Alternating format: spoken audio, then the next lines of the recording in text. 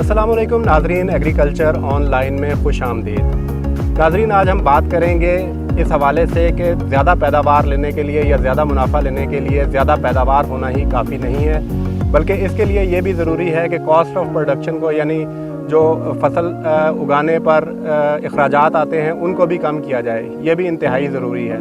तो इस हवाले से हम आज बात करेंगे। हमारे साथ मौजूद हैं डॉक्टर सिकंदर खान, जो कि नेशनल एग्रीकल्चर रिसर्च सेंटर में जो वीट का प्रोग्राम है उसको लीड कर रहे हैं। इन्होंने ज़ीरो टिलेज टेक्नोलॉजी के ज़रिए जो गंदम काश्त की है उसमें यही तरीक़ाकार को अपनाया गया है कि उसमें जो कॉस्ट ऑफ प्रोडक्शन है उसको कम करने की कोशिश की गई है और गंदम को काश्त करने में जो अखराजात आते थे उनको इंतहाई कम करने की कोशिश की है। इसी पर आज हम बात करते हैं डॉक्टर सिकंदर साहब से कि किस तरह से हमारे किसान इससे फ़ायदा उठा सकते हैं। अस्सलाम वालेकुम डॉक्टर साहब। वालेकुम सलाम। डॉक्टर साहब, ये बताइएगा कि जो ज़ीरो टिलेज टेक्नोलॉजी आपने मुतारिफ़ करवाई है यहाँ पर NARC में, इसके क्या इम्पेक्ट आए हैं फसल पर?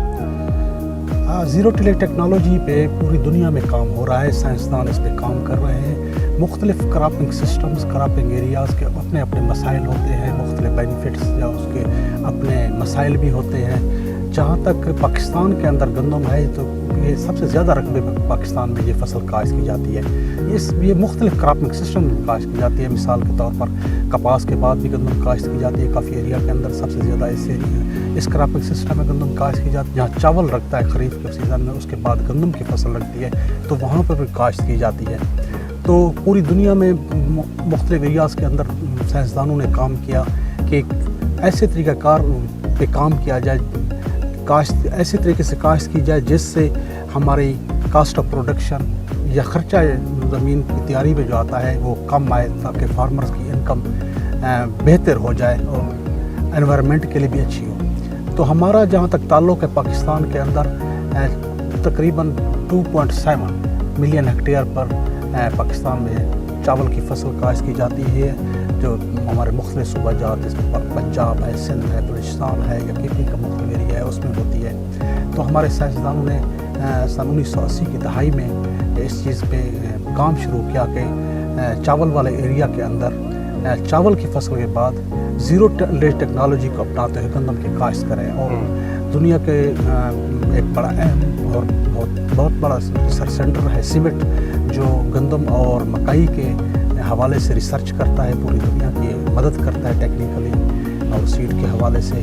उनके साइंसदानों ने भी यहाँ आके हमारे साइंसदानों के साथ मिलकर पाकिस्तान के मुख्तलिफ़ एरियाज़ के अंदर ज़ीरो टिलेज टेक्नोलॉजी भी काम किया, उसमें तजर्बात किए मुख्तलिफ़ एरिया के अंदर, खास पंजाब, सिंध वगैरह के अंदर। तो उन्होंने देखा कि हम चावल की फसल के बाद चूँकि हमारे गंदम काश्त करने के लिए टाइम कम होता है, जो हमारी गंदम की काश्त लेट होती जाती है तो हमारी उसका पैदावार पे मनफी असरात पड़ते हैं। तो क्यों ना इसको वक्त पे काश्त किया जाए।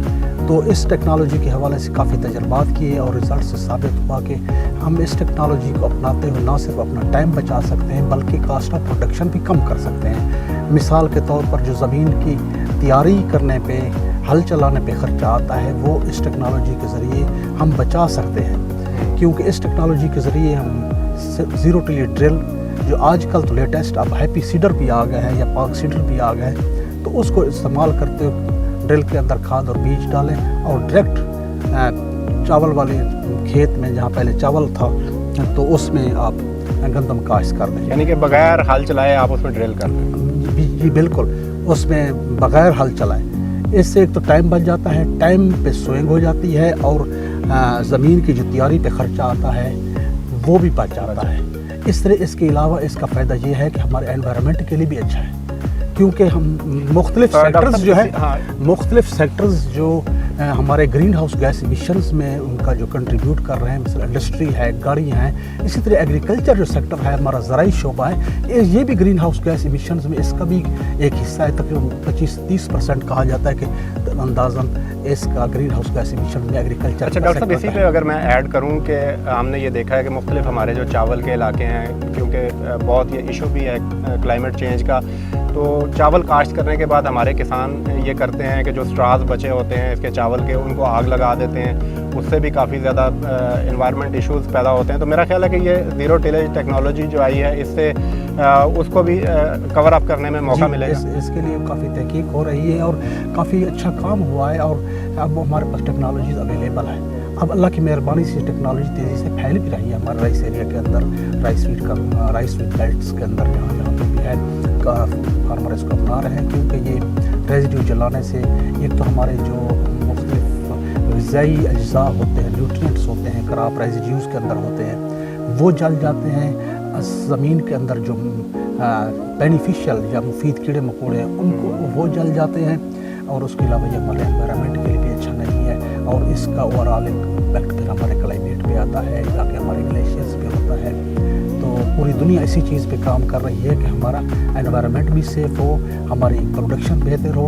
جو ہم اس قسم کی ٹیکنالوجی اپناتے ہیں تو اس سے کراپس کے جو جڑیں ہوتی ہیں، پتے ہوتے ہیں، زمین پڑنے کے بعد، گلنے سڑنے کے بعد سیل آرگینک میٹر بہتر ہو جاتا ہے، سیل فرٹیلیٹی میں اضافہ ہوتا ہے، وہ نیوٹرینٹ ضائع نہیں ہوتے، ان دا لانگ رن اگلی فصلوں کے لیے اب وہ زمین کو طاقت دیتے ہیں، جس سے ہماری فصل بڑھ جاتی ہے. اور اس کے علاوہ زیرو ٹیلے ٹیکنالوجی میں ہم پہلی اریگیشن یا پانی جو دینا ہوتا ہے وہ کچھ دن بعد لیٹ کر سکتے ہیں، یا ایک اریگیشن کا فائدہ ہو جاتا ہے، یعنی کہ پانی کی بھی بچت. ہاں، ایک پانی کی بچت. آپ اندازہ کر لیں کہ ہمارا بہت بڑا ایریا ہے رائس کا، تو ہم اگر ایک اریگیشن بچا لیں تو بہت بڑے پانی کی سیونگ ہے. اور جس سے ہمارا کچھ ایریاز ہیں وہ نہروں میں اگر پانی نہیں تو ڈیزل پہ ڈیپینڈ کرتے ہیں، آپ کے جو ہے نا الیکٹرک ٹیوب ویلز ہیں، یا آپ کے ڈیزل والے پیٹر پمپ ہیں یا انجن ہیں. تو اس طرح ہمارا ڈیزل کا خرچہ کم ہو جاتا ہے، ہماری ڈیزل کا خرچہ کم ہو گیا یا الیکٹریسٹی کا بل کم ہو گیا. تو یہ بھی کاشتکار کی بہت بڑی بچت ہے. وہی بچت اگر بہتر کھادیں وہاں دے دے، اپنا صحیح ویڈیسائڈز وغیرہ وقت پہ استعمال کر لیں تاکہ اس کا خرچہ بچ جائے گا. بالکل. اچھا ڈاکٹر صاحب، اس میں مزید میں پوچھنا چاہوں گا کسانوں کے لیے، کیونکہ کسان کہتے ہیں کہ جب تک گہرا حل نہ چلائیں ہم تو اچھی فصل نہیں ہوتی. تو کیا پیداوار کو بھی چیک کیا ہے کہ زیرو ٹیلیج ٹیکنالوجی کے بعد جو آپ نے گندم پروڈیوس کی ہے اس کی کیا پیداوار آئی ہے؟ کیا اس میں کوئی کمی آئی ہے یا اتنی پیداوار لی ہے آپ؟ یہ کافی تجربات اس پہ ہوئے ہیں. یہ بعض اوقات زمین ٹو زمین، ایریا ٹو ایریا ویری کرتی ہے. اوور آل ریزلٹس یہ بتاتے ہیں کہ ہماری پیداوار بہتر ہوتی ہے، کاسٹ آف پروڈکشن جیسے بہتر وہ بھی بچ جاتی ہے. بعض اوقات ایک سال پہلے بعض اوقات کچھ ایریا میں شاید پیداوار نہ ہو، لیکن جو وقت گزرتا ہے تو اس ٹیکنالوجی کے ساتھ زمین میں جو آرگینک بڑھتا ہے، زمین نرم ہوتی ہے اور اس سے جو ہے نا اگلی فصل مزید بہتر رزلٹ دیتی ہے. ٹھیک ہے. اچھا ڈاکٹر صاحب، یہ بتائیے گا کہ جو اسٹراز جو بچ جاتے ہیں وہ زمین میں جب گل سڑ جاتے ہیں تو کیا اس سے کوئی کھاد کی بچت بھی ہو سکتی ہے کسان کو؟ کیونکہ یہ جو سٹرا ہے اس کے اندر مختلف نائٹروجن، فاسفورس یا پوٹاش وغیرہ کے اجزاء بھی ہوتے ہیں. وہ بھی اگر ہم ان کو جلا دیں تو وہ نقصان ہے، انوائرمنٹ میں فضا میں چلے جاتے ہیں اور ضائع ہو جاتے ہیں. اس سے بہتر ہے وہ اس میں پڑے رہیں تو ہماری ان دا لانگ رن اگلے سالوں میں ایسا گل سڑ کے ہماری کھاد کی بچت، کھاد کا بھی کام دیتے ہیں، زمین کی طاقت کو بڑھاتے ہیں. اچھا ڈاکٹر صاحب، جو انٹرنیشنلی کچھ اسٹڈیز بھی ہوئی ہیں کہ زیادہ ہل چلانے سے بھی زمین متاثر ہوتی ہے، اس حوالے سے بھی ہمارے ناظرین کو تھوڑا سا آگاہ کیجیے گا کہ وہ کیا اسٹڈیز ہیں؟ نامناسب طریقے سے ہم نے ہل چلا کے جہاں جتنی ضرورت تھی اس کے مطابق زیادہ ہم نے ہل چلوائے، جس سے ہمارے جو زمین کی جو ٹاپ 1 میٹر سائل ڈیپتھ ہے تو اس میں سے ہم نے سیل آرگینک میٹر کو بہت زیادہ ضائع کیا، اپنی فرٹیلیٹی ضائع کی ہے. کیوں جب گہرے ہل چلتے ہیں بڑے بڑے امپلیمنٹس کے ساتھ تو سیل کے اندر جو سیل آرگینک میٹر ہوتا ہے یا سیل کاربن ہوتی ہے وہ فضا کی آکسیجن کے ساتھ مل کے کاربن مونو آکسائڈ یا کاربن ڈائی آکسائڈ کی شکل میں فضا میں چلی جاتی ہے. ایک تو انوائرمنٹ کے لیے اچھا نہیں ہے. میں نے آپ سے پہلے عرض کر رہا تھا کہ 3 گیسیں ایگریکلچر سسٹم سے ہم انوائرمنٹ میں چھوڑ رہے ہیں گرین ہاؤس گیس کی شکل میں. کاربن ڈائی آکسائڈ ہے، ایک میتھین ہے، دوسری نائٹرس آکسائڈ، تیسری نائٹرس آکسائڈ ہے. تو یہ 3 گیسز ہیں. کاربن ڈائی آکسائڈ ہے، یہ جو گہرے حل وغیرہ چلاتے ہیں اس سے یا ریزیڈیوز جلاتے ہیں اس سے فضا میں جاتی ہے. میتھین یہ ہمارے چاول والے ایریاز یا کھڑے پانی وہاں سے زیادہ تر اخراج ہوتا ہے اس کا. جبکہ نائٹرس آکسائڈ یہ ہم یوریا فرٹیلائزر وغیرہ استعمال کرتے ہیں. اگر اس کو پراپر طریقے سے نہ استعمال کیا جائے تو اس سے بھی یہ نائٹروجن کا اخراج فضا میں ہوتا ہے نائٹرس آکسائڈ کی شکل میں. یہ 3 گیسز بڑی اہم ہیں. تو جو کاربن ہے وہ لینڈ پریپریشن یا زمین کی تیاری وغیرہ سے آتا ہے. اس لیے دنیا اس چیز پہ کام کر رہی ہے، سائنسدانوں نے تجربات کیے تھے کہ ہم اپنی زمین کو کم سے کم ڈسٹرب کریں. मुनासिब तरीके से डिस्टर्ब करें। हम अपने क्रॉपों के हेर फेर या क्रॉप रोटेशन ऐसे रखें कि जिससे ज़मीन की फर्टिलिटी बढ़े, हमारा एनवायरनमेंट सेफ हो, हमारी कास्ट ऑफ प्रोडक्शन कम हो।